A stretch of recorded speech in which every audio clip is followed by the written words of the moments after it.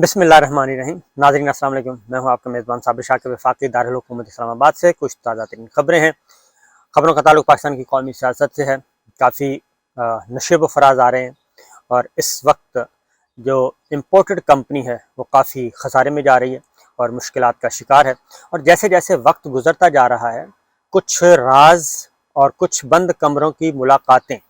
वो मंजर आम पे आ रही हैं और मैं कोशिश करूँगा कि मैं भी ज़रा उसमें हिस्सा डालूँ कि बंद कमरों की मुलाकातों में क्या होता रहा, और ख़ास तौर पे उस वक्त जब तहरीक अदम एतमाद लाई जा रही थी, और उसकी लाई नहीं जा रही थी बल्कि उसकी प्लानिंग हो रही थी। प्लानिंग के वक्त से ही और उसी वक्त मुलाकातें शुरू हो गई और ये तमाम इंफॉर्मेशंस जो हैं मीडिया में आना शुरू हो गई। मीडिया में आते आते फिर ये वज़ीर आज़म हाउस तक भी पहुंची।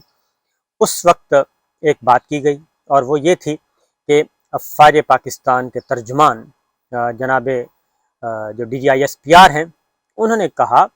कि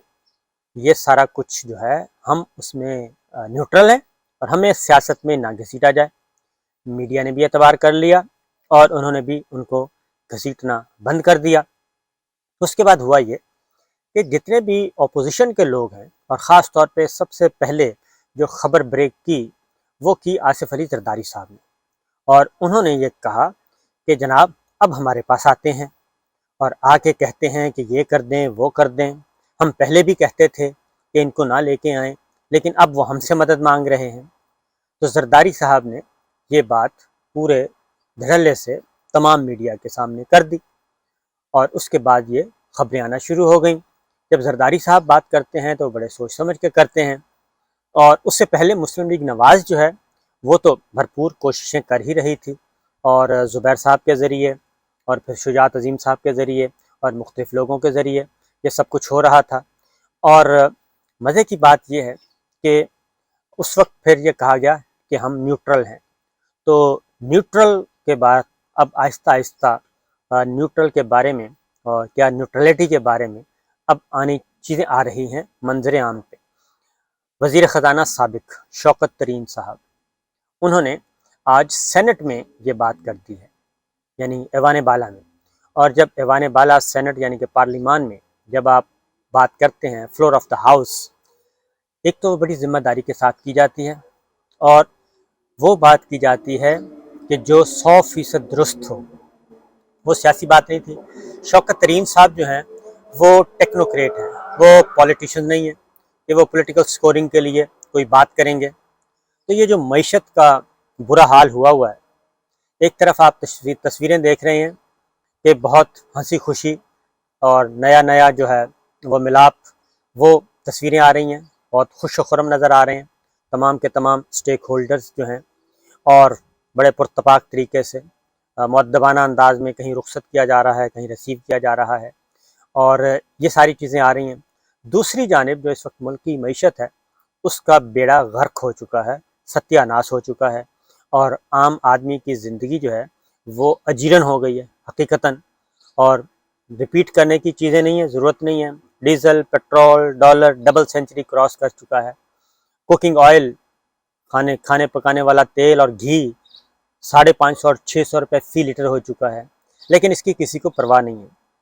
तो शौकत तरीन साहब ने एक फ्लोर ऑफ द हाउस एक बात कर दी है। उन्होंने कहा कि मैं गया था मार्च में और उनकी मुलाकात हुई थी army chief general Qamar Javed Bajwa साहब से। उन्होंने कहा मैं गया था और मैंने जाके बताया कि आप इस सारी सूरत हाल को डीरेल मत करें और इस इकॉनमी को और इस सेटअप को चलने दें, क्योंकि अगर ये तसलसल ना रहा तो पाकिस्तान की मईशत जो है वो धड़ाम करके नीचे गिरेगी और बहुत सारे मुश्किलात आएंगे। ये नशिस्त उनकी काफ़ी तवील थी, और उसके बाद इस मुलाकात की तस्दीक कर दी वज़ीर आज़म साबिक इमरान खान साहब ने बुनेर में। उन्होंने भी ये बात बता दी कि मैंने भेजा था। मैंने कहा ठीक है, आप न्यूट्रल हैं, न्यूट्रल रहें और न्यूट्रलिटी बरकरार रखें, लेकिन कुछ चीज़ों को देख लें, पाकिस्तान के मफाद को देख लें, पाकिस्तान की सलामती को देख लें, माशत की सूरत हाल को देख लें। ये उन्होंने बात की। तो ये सिर्फ एक बात नहीं थी। बज़ाहिर ये समझा जा रहा था کہ نیوٹرلٹی کے بارے میں کہ اس چیز کا کسی کو علم نہیں ہے، لیکن آپ کو معلوم ہے کہ یہ پاکستان اس وقت 75 سال کا ہو چکا ہے، اور پاکستان کے اداروں کے پاس، تمام سول اور ملٹری تمام اداروں کے پاس جدید ترین آلات بھی آ چکے ہیں کمیونیکیشن کے۔ اور پھر یہ ہے کہ انٹیلیجنس صرف ملٹری سائڈ سے نہیں آتی وزیر اعظم کو، بلکہ سول سائڈ سے بھی آتی ہے۔ انٹیلیجنس بیورو بھی رپورٹ کر رہا تھا، انٹیلیجنس بیورو بھی وزیر اعظم کو کافی انفارمیشن پاس آن کر رہا تھا، اور وہ بتا رہا تھا کہ گڑبڑ ہو چکی ہے شروع، اور اس گڑبڑ میں جو تگڑے سٹیک ہولڈر ہیں وہ بھی اس میں شامل ہیں۔ یہ انٹیلیجنس بیورو کی رپورٹ تھی، اور ہم اس وقت پروگرام میں بھی باتیں کر چکے ہیں، دی رپورٹرز میں، اس فورم میں بھی کر چکے ہیں کہ کوئی آڈیو ویڈیوز بھی وزیر اعظم عمران خان صاحب تک پہنچائی گئیں، کچھ پی ٹی آئی کے ممبرز کو اپروچ کیا گیا اور ان کی وفاداری کے بارے میں بات کی گئی۔ یہ ساری چیزیں وزیر اعظم تک پہنچ رہی تھیں، لیکن دوسری جانب یہ سمجھا جا رہا تھا کہ شاید جو کچھ ہو رہا ہے یا جو کچھ کیا جا رہا ہے اس کے فٹ پرنٹس نہیں ہیں اور کسی کو پتہ نہیں ہے، ایسا تھا نہیں۔ اور اسی لیے وزیر اعظم عمران خان صاحب کی اس دوران 3-4 براہ راست نشستیں بھی ہوئیں، اور وہ نشستیں بنی گالہ میں بھی ہوئیں اور وزیر اعظم ہاؤس میں بھی ہوئیں، army chief general Qamar Javed Bajwa صاحب سے بھی اور ڈی جی آئی سے بھی یہ ملاقاتیں ہوتی رہی ہیں، اور اس میں یہ چیزیں ڈسکس ہوتی رہی ہیں۔ لیکن وزیر اعظم عمران خان صاحب کو اس وقت یہی کہا جاتا تھا کہ ہم ہو چکے ہیں نیوٹرل، اور ہم اب کسی سیاسی معاملے میں نہیں آئیں گے۔ پھر اسی دوران کچھ یہ بات جب کر کے چلے جاتے تھے تو پرائم منسٹر اس کو کاؤنٹر چیک کرتے تھے۔ جب کاؤنٹر چیک کیا جاتا تھا تو پتہ چلتا تھا کہ نہیں، ایسا نہیں ہے، کچھ ملاقاتیں ہو رہی ہیں، کچھ رابطے ہو رہے ہیں۔ پھر شہباز شریف صاحب سے ملاقاتوں کا تذکرہ شروع ہو گیا، پھر زرداری صاحب اچانک آتے تھے، کبھی اسلام آباد اور کبھی لاہور، اور وہ آتے تھے، ملاقاتیں کرتے تھے اور چلے جاتے تھے۔ اب مسئلہ یہ ہے کہ یہ اسلام آباد میں ایک بہت چھوٹا سا شہر ہے، ایک بات۔ دوسری بات ہے کہ آپس میں بھی اگلی بات یہ ہے کہ پاکستان تحریک انصاف، مسلم لیگ نواز اور پیپلز پارٹی، یہ آپس میں بھی ایم این ایز جو ہیں بہت اچھے ان کے تعلقات بھی ہوتے ہیں اور ان کی دوستیاں بھی ہوتی ہیں، اور ان کے ذریعے بھی پرائم منسٹر کو یہ باتیں پہنچ رہی تھیں کہ جناب یہ ہو چکا ہے سلسلہ شروع۔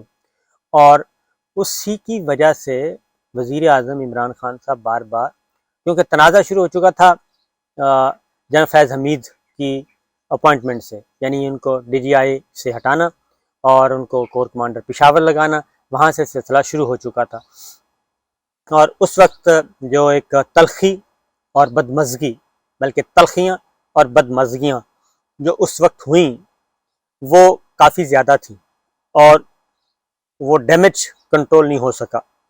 اور اس ڈیمیج کنٹرول نہ ہونے کی وجہ سے پھر یہ اگلا سلسلہ شروع ہو گیا۔ اس میں بہت ساری ابھی تک باتیں ہیں، تو اس لیے نیوٹرلٹی والا جو کانسیپٹ تھا وہ فلاپ ہو چکا تھا۔ پھر شری مزاری صاحبہ، وہ بھی کافی کھلی ڈلی وزیر ہیں، ان کی بھی باجوہ صاحب سے 2 دفعہ ہوئی، اور اسی مسئلے پہ ہوئی بات کہ یہ جو ہے سب کچھ ہو رہا ہے، اس کو آپ کو روکنا چاہیے، لیکن نہیں روکا گیا۔ پھر کچھ اتحادیوں نے بھی وزیر اعظم صاحب کو بتا دیا، عمران خان صاحب کو، کہ جناب ہم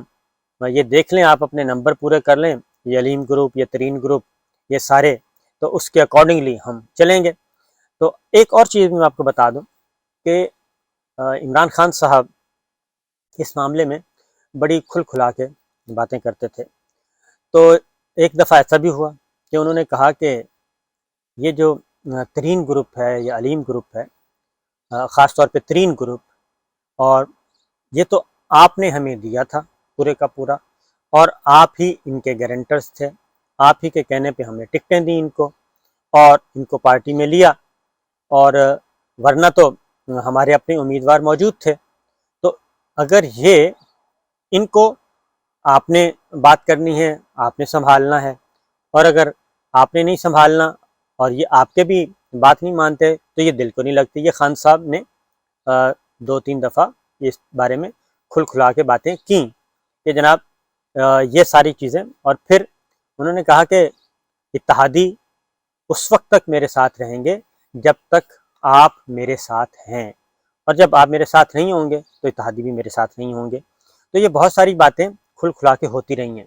اور اس میں کوئی اب راکٹ سائنس نہیں ہے، اور اس میں کوئی قومی مفاد نہیں ہے، کوئی ایسی چیز نہیں ہے۔ تو لہٰذا اب آہستہ آہستہ وہ باتیں سامنے آ رہی ہیں، اور آنے والے دنوں میں ان جو بند کمروں کی ملاقاتوں کے تذکرے ہیں وہ مزید باہر آئیں گے۔ تو بہتر تو یہی ہے کہ ایسی ملاقاتوں کی تفصیلات منظر عام پہ آنے سے پہلے پہلے صورتحال کو کنٹرول کیا جائے اور آگے بڑھا جائے۔ آگے بڑھنے کا طریقہ صرف ایک ہی ہے، اور وہ ہے عام انتخابات، کیونکہ سروے ہوا ہے، سروے میں بھی جو پاکستانیوں کی 64% اس سروے کے مطابق 64% کہتا ہے کہ عام انتخابات مسئلے کا حل ہیں، صرف اور صرف عام انتخابات۔ اب عام انتخابات سے کیوں بھاگا جا رہا ہے یہ سمجھ نہیں آ رہی، اور عام انتخابات کے لیے ٹائمنگز کا تعین کیوں کیا جا رہا ہے، اور اس عام انتخابات کو بھی جو ہے 29 نومبر کے ارد گرد اس کے ساتھ لنک کیا جا رہا ہے۔ تو جب یہ ساری چیزیں ہوں گی تو پھر شکوک و شبہات بھی پیدا ہوں گے، بلکہ شکوک و شبہات جو ہیں وہ یقین میں بدلیں گے، اور تیقن کے ساتھ لوگ کہیں گے کہ جناب ایسا نہیں ہے۔ تو اس لیے یہ نیوٹرلٹی والی جو چیز تھی وہ کسی کو بھی ہضم نہیں ہوئی، اور اس کی وجہ یہ تھی کہ مسلم لیگ نواز پیپلز پارٹی بڑے اوپنلی کہہ رہے تھے کہ جناب یہ ساری چیزیں جو ہیں ہو چکی ہیں، اور ایاز صادق صاحب کا نواز شریف صاحب کے پاس جانا 2-3 دفعہ، اور پھر نواز شریف صاحب سے بھی کچھ ملاقاتیں ہوئیں لندن میں، اور وہ پاکستان سے کچھ لوگ گئے، سب کو پتہ ہے، نام بھی کسی دن آ جائے گا، سب کو پتہ ہے، اور وہ ملاقاتیں بھی ہوتی رہیں، کیونکہ اس سارے معاملے میں نواز شریف صاحب بھی آن بورڈ تھے، اور نواز شریف صاحب کے کہنے پہ ہی مریم صفدر صاحبہ کا ٹویٹر اکاؤنٹ جو ہے وہ خاموش ہو گیا تھا، اور شہباز شریف صاحب نے بھی یہی کہا تھا کہ اب ذرا تھوڑی سی سپیس دیں، بات چیت چل نکلی ہے تو یہ آگے بڑھے گی، اور اس کو میچور ہونے دیں۔ اس میں کافی سارے لوگ ہیں، خواجہ آصف صاحب، شجاعت عظیم صاحب کا بنیادی رول ہے، اور زبیر صاحب تو ہیں ہی ہیں، یہ سب کے سب موجود ہیں، اور اس سے پہلے ہی ملاقاتوں کا سلسلہ بھی شروع ہو چکا تھا۔ تو یہ کہنا کہ یہ سب کچھ کیا کہنا چاہیے کہ اندھیرے میں ہو رہا تھا، ایسا نہیں ہے، اندھیرے میں نہیں ہو رہا تھا، میڈیا کو بھی جہاں پتہ تھا، اور کیا کہنا چاہیے گورنمنٹ سائڈ پہ عمران خان صاحب پرائم منسٹر کو بھی پتہ تھا، کیونکہ ان کو انٹیلیجنس بیورو بھی اور ان کے اپنے وزراء بھی، ان کے اپنے ارکان بھی رپورٹ کر رہے تھے کہ جناب حالات آگے کی طرف جا رہے ہیں، پیچھے کی طرف نہیں۔ لیکن خان صاحب جب بھی ملاقات کرتے تھے تو ان کو کہا جاتا تھا کہ نہیں ایسی کوئی بات نہیں ہے، خان صاحب اعتبار کر لیتے تھے، اور اس کے بعد اگلے سٹیپ پہ پھر اور چیزیں آنا شروع ہو جاتی تھیں۔ تو یہ چیزیں ان فیکٹ یہ ہے، بہت کچھ باتیں ابھی آنے والے دنوں میں آپ دیکھیں گے کہ آئیں گی، کیونکہ اب 24 ہفتے کا ابھی باقی ہے کانٹینٹ، اور 24 ہفتے میں کافی پاکستان کی سیاست میں اپس اینڈ ڈاؤن آئیں گے، کافی زیادہ۔ اجازت دیجیے، اللہ حافظ۔